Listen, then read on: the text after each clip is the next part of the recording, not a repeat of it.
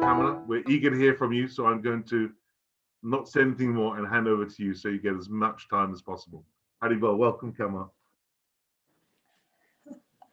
Okay. Again, it is again in Salakaya.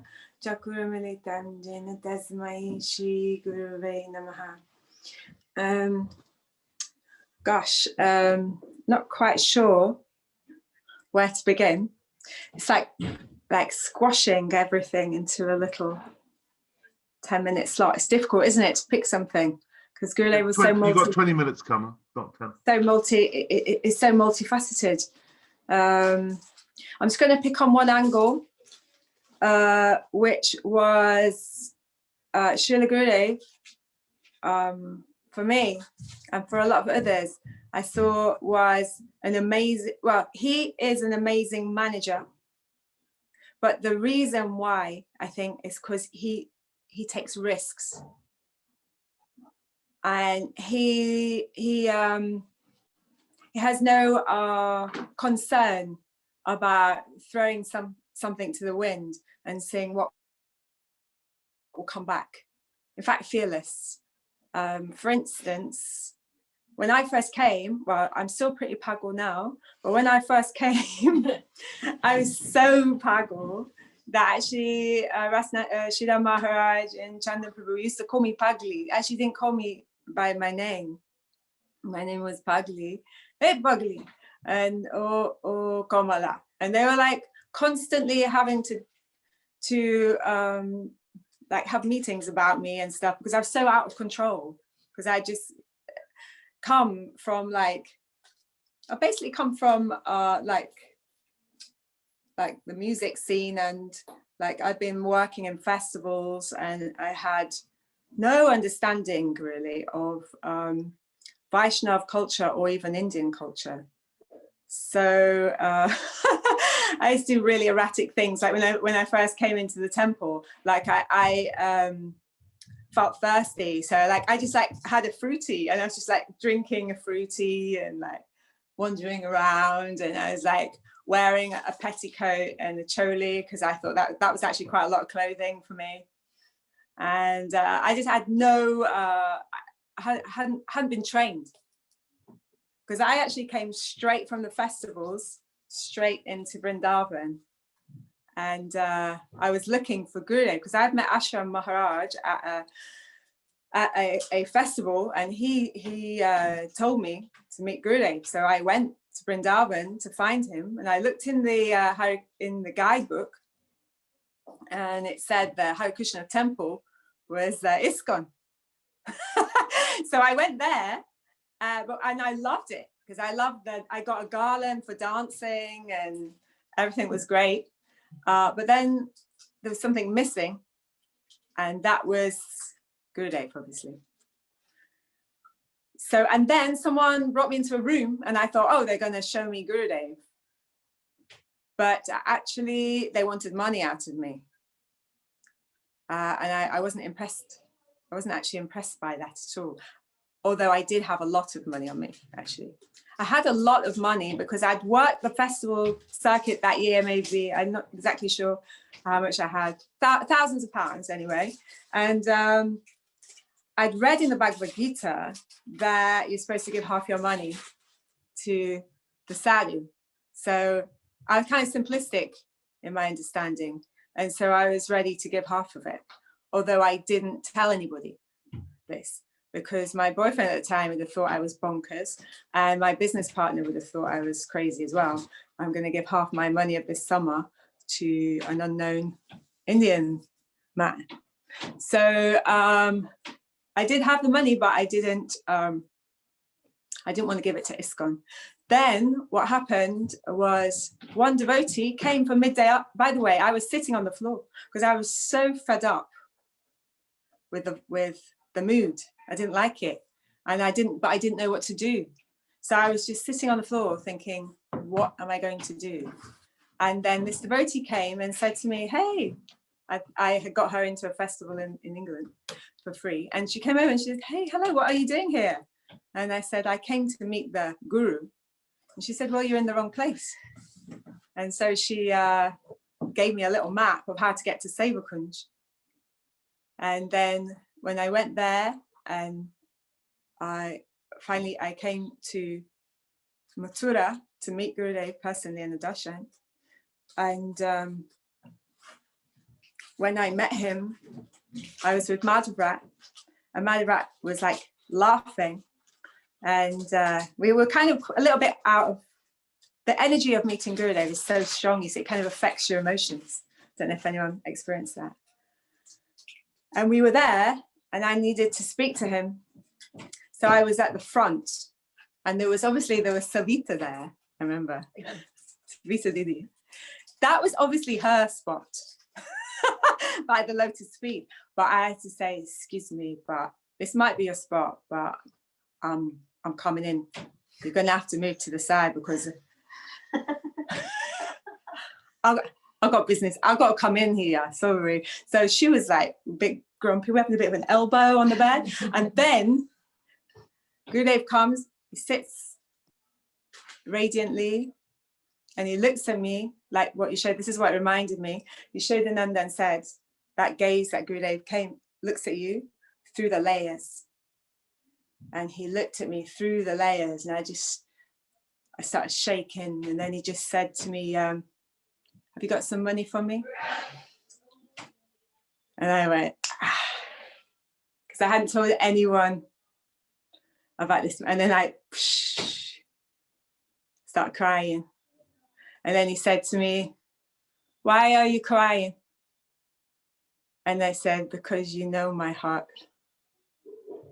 And then I looked around, all the girls in the room were also crying. And then I kind of got it together. But then after, my mind started twitching, and I started thinking, well, maybe ask everyone for money. So I remember speaking to Shamarani Didi, and she said, I never heard him ask anyone for money. And I said, okay. Then people might know this story, I actually went to give the money to Gurudev. I had to get it out of the bank at that time. It was difficult to get the money. I changed it. I had it in like these rupee notes. I had to carry it in a big sports bag. Finally, I got into a darshan, which was so difficult. And I wasn't really bothered about the money. I was bothered about this beautiful rose garland that I bought, which was for me divine, that I wanted to offer to Gurudev. And this is what was really important for me. But then when I was like the next one to give the garland, Madhav Maharaj looks at me and goes, you can't give Gurudev that. And I said, well, why not? And he said, but it's wet. The garland is wet. You can't put it out because it had been in the ice, the garland. So you can't put the garland. And I was like, oh my God. I said, well, maybe he's hot. Maybe it's going to be refreshing for him to wear this garland. And then Madhav Maharaj just, he was going to kick me out of the room. So I didn't know what to do with the garland. I had a bag, I had a garland, and I was next. So I just put the garland on myself. And then I was next to speak to Gurudev. Then we had that exchange. And at that moment, actually, I gave him this. He was like, oh, where did you get this from? And I said, oh, work. And then he said, what do you want to do with it? And my intelligence said to me, that's a funny question. Guru is asking you what to do with the donation you're giving. It's his money. He should decide. So I thought, but my ego, I guess, was saying, well, if I had a choice, I would probably do something for girls, because this place seriously is aimed at the guys. You know, they've got it all. They've got the services, they got the temples, they got the preaching, the sanya, they got it all. There could be something for girls. This is what I thought in my mind. But when I gave it to him in my humbly way, I just said, whatever you want to do. Maybe books, I don't know, your choice, And then I left. Anyway, I actually forgot about that thought. But of course, Gurudev didn't forget. In fact, I think maybe he planted that seed, because later in 2003, he actually instructed me to do a preaching center. And he said in that same that in that same sentence, he said, you do, and they will all help you. And that part of that instruction became like 99%, and the you do became like the 1%. So I carry that, because you were saying about managing, I carry that because I know, because of Gurudev's instruction, that everybody is going to help. So it's easier to take risks. At the moment, we took a massive risk at the moment. We just got this property. It's worth like about £500,000. And it's a time of lockdown. It's a time of corona. It's a time of paranoia. But in the times of recession, this is the time to expand. Because if you expand in the times of recession, then the people will have faith that you can do. So Gurudev is giving us this at the time of paranoia, at the time when people are concerned about the material thing. He's giving us this facility so that we can blast through, and people will get faith in the spiritual life. So it's very fascinating how he's managing this. Yeah, I mean, we're having all kinds of devotees and just regular people. I had the plumber here the other day, Sisi just reminded me, coming in, and he came with his son, and they were just like goggled at the pictures on the walls, and they were just like totally amazed. And actually the plumbing went wrong, and they came back in the evening to fix it for us because we're such nice people, and they love that energy. And his wife came as well. She was sat in the van outside. She wanted to feel the energy. She studied Reiki also, and she herself was from a Mormon faith, but she had a very difficult time in that faith, and she'd lost all her faith in God. But she said to her husband that night, if I ever have faith, if I ever chose a religion, I'd choose this, what these girls are doing, Hare Krishna. So I thought, how fascinating, who's coming, who Gurudev's bringing. And some of the devotees, like Yashodananda said, have come in front of Gurudev, Jagatam Didi. She came in front of Gurudev and she stopped. She was surprised. And then she said, I can't stand in front of him. Because she felt his presence so strongly. And she felt like I can't sit in front of him. And also Damayanti Didi, I noticed when she came, she just went, oh my God. And then she said, and she started crying. And she just said, oh, Gurudev's here. Oh, it's okay, good. And we've had also experience myself as well. It's very strong. Sometimes he switches off. It's quite funny. It's like a statue. Sometimes he's just like this, like a statue, Leela. And then all of a sudden he'll just switch on his energy and it just blasts you. So it's like that. I just had a blast of that from him. And it's like he turns on that energy. And Damayanti said to me, the energy, I can't believe he's come back. So he's really inviting everyone to come. I know that maybe people have had difficulties with us. I don't blame you. But just come and see Gurudev. He's inviting everybody. I really want to make that point clear. And yeah, I just wanted to say, I don't know what time is it. I just want to say a couple of others because it's a little bit. Huh? You've got a few minutes, 4 or 5 minutes. You're good. Okay. So yeah, I just wanted to just continue with this point about how like Gurudev would throw caution to the wind. Like I think we're a little bit we're chancers ourselves. So Gurudev, he kind of liked that. He kind of liked that about us, that he wanted his girls to be like Srila Prabhupada's girls, to not shy, not qualified, doesn't matter. One time, just actually, he said to one devotee who came to see me after Gurudev left, and she said, "Are you Kamala?" Didi. I said, yeah. She said, oh, Gurudev spoke to me about you. I said, really? Because Gurudev always pretended he didn't know my name. So I was feeling quite chuffed. And he said, yes, because this lady, devotee, she's very intelligent, knew many, many verses, very good in Siddhanta. And Gurudev would tell her, go and preach. So he told her, go and preach everywhere. But she said, oh no, I'm not qualified, like this. And Gurudev said, nonsense. He said, what about Kamala? She doesn't know anything. But she goes everywhere in the world. So I'm preaching my mission. She goes everywhere, she doesn't know a thing. So he gave that as an example. He gave that example. Actually, funny enough, I still felt, this is how stupid I am, I still felt chuffed because he said my name. Anyway, so because he's taking take a massive risk like that. He just wants you to be bold and to just go for it, because he's backing us up, and so the whole Guru Parampara is backing us up. So it's not actually a big risk. Like in about, I don't know when it was, maybe you remember, Sita, in one of the festivals, European festivals, we took it on ourselves to go and ask Gurudev if he'll come to England.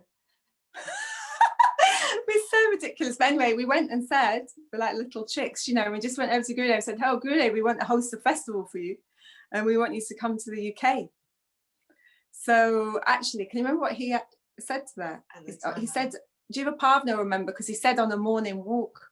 Oh, yeah. He said, male cannot give me birth. He said, the men cannot do, but these girls, they came to me and they can manage a festival and invite the whole world. That's what he said. So I know Gurudev, so he was a little bit tongue-in-cheek and he was a little bit prodding at the guys to get them going as well. Because that's the best way to get any guy, challenge them. So we were always a big challenge for the guys, and I aim to keep that up. So he mentioned like this, but in one way he was happy we invited him, because he knew that we would go for it. You know, we do want to hold a festival and we do want to invite the whole world, actually. Also, at that same time, we went to see him in the darshan, and me and Lalita had made a picture, like we'd done an architect picture of a temple, a huge temple. We were at that time in a terraced house in Plasto, rented 10 girls in a room. And but our dreams were very high, and we planned it out, and we made it circular, domes, the works, and we went to go and show Gurudev our plan. And he looked, but we wanted to go open-hearted, that if it was his desire, we wanted to serve his desire. If he didn't want that, if he wanted us to stay in a 2-bed flat, we'd be happy with that also. Not really concerned about being in rented accommodation even. So we mentioned it to him, we showed him, he looked at the plans and he was very serious. And he looked at the plans and then he said, yes. And I said, but Gurudev, is this what you want? Is this something that will be pleasing for you? And he said, I want this. It's very clear. So that was in the dream stage, but now we have got a piece of land where it is possible to build this. And when we first started, we were thinking, let's do like a yoga hall, let's do an eco hall. But after looking and being inspired by the Prabhupada disciples, I just feel like, you know, sky's the limit. Why can't we make something big for Gurudev? Why can't we make a golden temple like they did in America and the new Vrindavan? Why can't we do something that we feel will highlight Gurudev's glories and invite everyone, all Gurudev's children, grandchildren, everyone to come do kirtan and hear Harikatha and do programs and be able to serve his preachers, and also be able to do courses like devotees, you know, run courses and and you know, dive into Bhakti deeper. So we are wanting to really go forward with this, and of course we need you guys so much, because we feel that this is a service for everyone, and I feel that it will unite everyone, because everyone can serve according to their capacity, financially, physically. Come and plant a tree, come and build tell me what your skills are, what's your skill set. And I just feel that Gurudev is going to inspire hearts. Remember this about everyone in this pocket. Oh, and this is the last thing I was going to say. Last one, quick one. I'll do it quickly. So I was in Nanda Suta's garden. I think it was about 2002. And I'd made my first ever garland of my life. And it was like a combination of like lots of leaves and all kinds of things, because I didn't know how to make a garland. It was what you call jungly, I guess. And I was sat there waiting, and I had a question that I wanted to ask him: how can I serve you? So I was waiting there, but there were so many elevated devotees with nice garlands that I just felt really, really shy. And then Gurudev, he leant over to me without me asking, and he literally just grabbed that garland out of my hand and put it on himself. And I tell you, when he put it on, it's like Thakurji.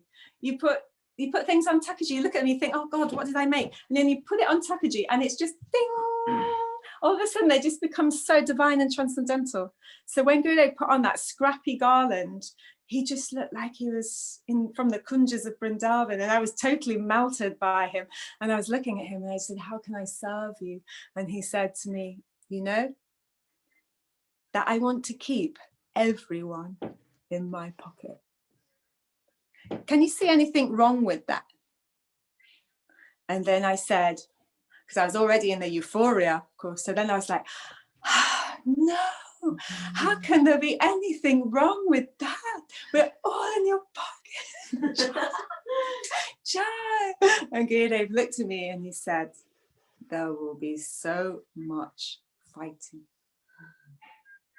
And then I went, oh. But that was it. That was the end of my instruction of how can I serve you. So after, I don't know, 17 odd years, I'm starting to process this, and I'm starting to think that this temple, this space that we want to create is a pocket of Gurudev. And that hopefully somehow through his mercy, I might be able to harmonize and have a space where devotees don't need to argue or bring any politics, but be able to do kirtan, hear Harikatha, and be peaceful in his pocket, make him happy, and be his real wealth. Because the disciples, the satsishya of Shri Guru is the wealth of Guru. So, Go Premanande, thank you so much for allowing me a space to come on your Zoom program. Yashodhari, Yashodanandan, Prabhu, well done. Everything is of course very pleasant for Gurudev. Haribol. Kamala Didi, when you were talking about how Gurudev said, oh, that Kamala, she knows nothing and she's doing all this. Before he was looking at me going, and you know, he's had that expression, and then when you said that story, he started to smile. He loved that. He loved that. And when I was introducing you, I was thinking, oh, I should mention how mischievous Kamala is. But I thought people might misunderstand what I mean by that. But I think your whole rendition there summarized that sense of mischief perfectly. And Gurudev was the biggest mischief maker in chief. So he was the personification of mischief. Very tricky. Totally. And you gave me an idea as well, because there's a wonderful ancient Greek word called metanoia, which basically means change of heart. So when you said paranoia, I thought, well, let's change paranoia to metanoia. Wow. Perfect. Yeah, beautiful. So thank you, Kamala. That was beautiful. Okay. Thank you, Sita. Thank you, Gurudev. That was beautiful. Thank you so much.